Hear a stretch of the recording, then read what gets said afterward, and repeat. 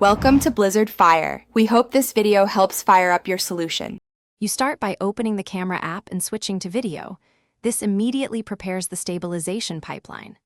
Once done, look for the action mode icon, a small running person, and tap it to enable the extra stabilization algorithm.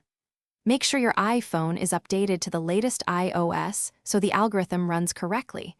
Older firmware can disable or limit action mode. You can begin recording right away. And remember, action mode engages advanced sensor fusion and crop to reduce shake. Now you refine settings for best results. You should pick a frame rate that matches your subject. Lower FPS for cinematic motion, higher FPS for fast action. Once chosen, select the lens, wide or ultra-wide, because action mode uses lens-specific stabilization and crops differently, switching affects field of view.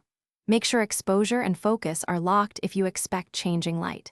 If shooting in dim conditions, enable torch or increase ISO, but be aware of added noise. You now record while maintaining a steady body and soft elbows. Action mode corrects most shake, but not extreme jolts. Once finished, review the clip in photos and playback at full resolution to confirm stabilization.